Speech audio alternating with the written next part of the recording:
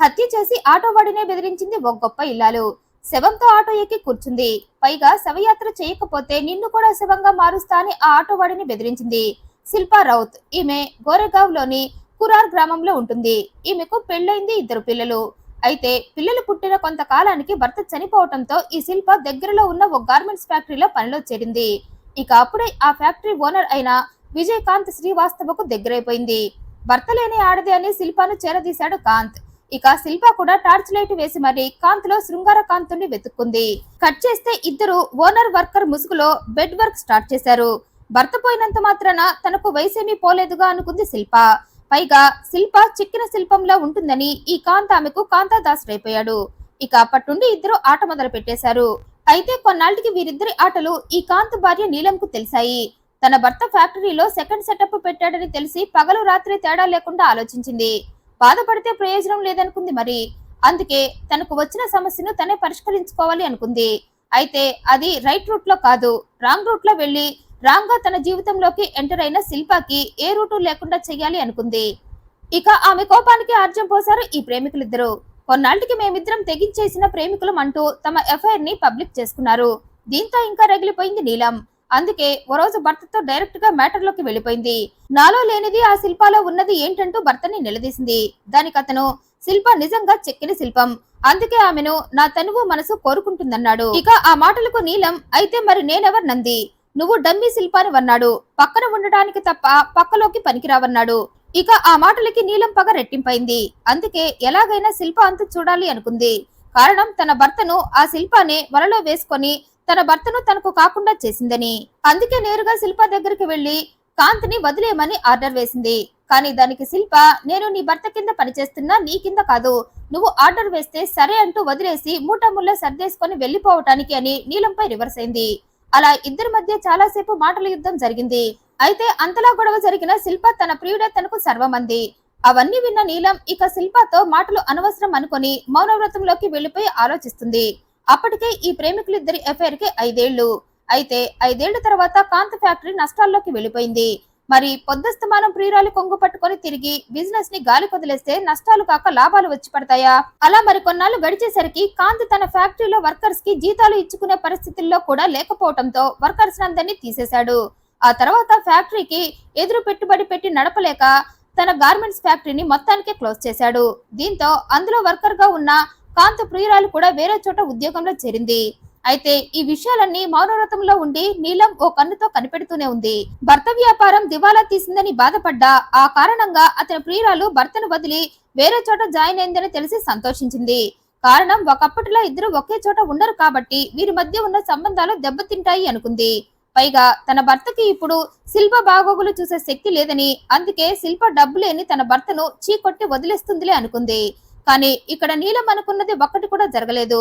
అసలు ఆమె ఊహించినట్లుగా కాకుండా శిల్ప వేరే చోట పనిచేస్తున్నా తన ప్రియుడిని మాత్రం వదులుకోలేదు. ప్రతిరోజు అతనికి కాల్స్ చేస్తూ కుదిరినప్పుడల్లా అతన్ని కలుస్తూనే ఉంది. ఇక ఈ విషయం భర్తని గమనించిన నీలంకు తెలిసింది. దీంతో ఆమె తన మౌన వ్రతం నుండి కూని వ్రతానికి శ్రీకారం చుట్టింది. తన భర్తను తనకు కాకుండా చేస్తున్న శిల్ప చీటి చింపేయాలి అనుకుంది. దానికోసం బాగా ఆలోచించి ఓ మాస్టర్ ప్లాన్ వేసింది. ఇక ఆ క్రమంలోనే జూన్ 11న శిల్పకు ఫోన్ చేసింది. అయితే సడన్ గా నీలం దగ్గర నుండి ఫోన్ రావటంతో శిల్పకు ఏం అర్థం కాలేదు. పైగా ఎప్పుడు తనతో పిచ్చి కుక్కలా రెచ్చిపోయే నీలం పెంపుడు కుక్కలా కూల్ గా వ్యవహరిస్తూ ఉండటంతో ఏం జరిగిందని అడిగింది. దానికి నీలం, నా భర్తకు ఆరోగ్యం అస్సలు బాగోలేదు, నిన్నే కలవరిస్తున్నాడు, అందుకే నువ్వు వెంటనే మా ఇంటికి రా, ఇద్దరం కలిసి నా భర్తని హాస్పిటల్ కి తీసుకువెళ్దామంది. అదంతా విన్న శిల్ప నీలం చెప్పిందంతా నిజమే అనుకుంది. కానీ అదంతా తనని చంపటానికి నీలం రాసిన స్క్రిప్ట్ అని తెలుసుకోలేక గుడ్డిగా ఆమె మాటలు నమ్మి నీలం ఇంటికి వెళ్ళింది. అయితే ఆమె వెళ్లేసరికి ఇంట్లో అసలు ప్రియుడే లేడు. దీంతో శిల్ప, కాంత్ ఎక్కడ ఉన్నాడు, అతనికి ఒంట్లో బాగోలేదని చెప్పి రమ్మన్నావు కదా అని అడిగింది. దానికి నీలం, నిన్ను చంపటానికి ఇక్కడకు నిన్ను ప్లాన్ చేసి రప్పించారంటూ నా భర్తను నాకు కాకుండా చేసి నాతో టార్చర్ కి స్పెల్లింగ్ రాయిస్తావా అంటూ ఆమెతో గొడవపడింది. ఆ మాటలకు శిల్ప కూడా రెచ్చిపోయింది. ఏంటి నువ్వు నన్ను చంపేదంటూ నీలంపై వంటికాలుపై లేచింది. దీంతో నీలంకి బీపీ పెరిగిపోయి తన మీదుగా వస్తున్న శిల్ప చెంప కొరికేసింది. దీంతో రక్తం కారి ఆ రక్తం అక్కడే ఉన్న బెడ్షీట్ మీద, పిల్లో కవర్ మీద పడింది. అయినా ఆ టైంలో నీలం అవేవి పట్టించుకోకుండా చిక్కిందే ఛాన్స్ అనుకుని శిల్ప గొంతు కోసి చంపేసింది. ఆ తర్వాత శవాన్ని వదిలించుకోవాలి అనుకుని ఇంట్లో ఉన్న ఓ పెద్ద ట్రంకు పెట్టెను తెచ్చి అందులో శిల్ప శవాన్ని పెట్టి ఆ పెట్టి మూత క్లోజ్ చేసి దాన్ని మోసుకుంటూ వీధిలోకి వెళ్లి అటుగా వస్తున్న ఓ ఆటోని ఆపింది. తన స్వగ్రామమైన ప్రదేశం పెద్దగా జనసంచారం లేకపోవడంతో అది గమనించిన నీలం సరే అంటూ ఆటో దిగి పెట్టెను తీసుకొని అక్కడే ఉన్న ఓ మాల్ దగ్గర పడేసి ఇంటికి వెళ్లిపోయింది. అలా తెల్లవారాక రోడ్డు పక్కన గ్యారేజ్ లో పనిచేసే ఉద్యోగి ఆ పెట్టె చూసి అనుమానం వచ్చి ఆ విషయాన్ని పోలీసులకు చెప్పాడు. దీంతో పోలీసులు వెంటనే వచ్చి ఆ పెట్టెను ఓపెన్ చేయగా అందులో వారికి ఓ మహిళా శవం కనిపించింది. ఆమె గొంతు కోసి ఉండటంతో ఆమెది హత్య అని శవాన్ని పోస్ట్ మార్టానికి పంపి అసలు ఆ శవం ఎవరిదాని ఎంక్వైరీ చేయగా వారి ప్రాథమిక విచారణలో ఆ శవం శిల్పదిగా తెలిసింది. దీంతో పోలీసులు ఆమె గురించి ఎంక్వైరీ చేయగా ఆమె గతంలో కాంత్ ఫ్యాక్టరీలో 5 సంవత్సరాలు పనిచేసిందని, వీరి మధ్య ఎఫైర్ ఉందని తెలిసి కాంతిని పట్టుకుంటే అన్ని నిజాలు బయటకు వస్తాయని అతనింటికి బయలుదేరారు.